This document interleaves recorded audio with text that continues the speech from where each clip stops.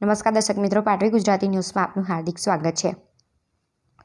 વિસાવદર નગરપાલિકાની ચૂંટણીનું પરિણામ જાહેર, ભાજપનો દબદબો। આજે સમગ્ર ગુજરાતમાં નગરપાલિકા અને એક મહાનગરપાલિકાની ચૂંટણીનું પરિણામ જાહેર થઈ રહ્યું છે।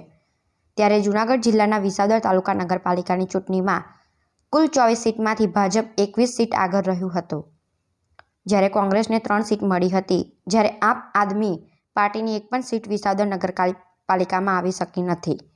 ઘણા સમયથી ચૂંટણીના સમયમાં ચર્ચામાં આગળ રહેતો આ વિસાવદર તાલુકો આ નગરપાલિકાની ચૂંટણીમાં પણ ચર્ચામાં રહ્યો હતો।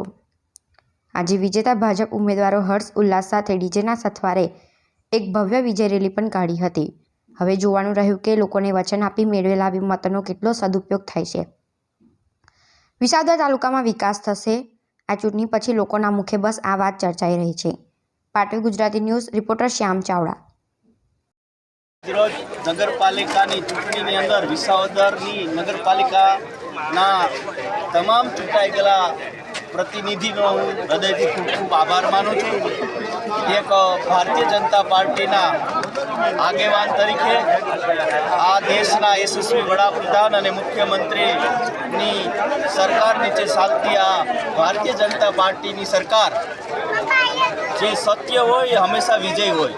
લોકો ગમે એવી વાતો કરતા સત્ય હંમેશા વિજય હોય છે।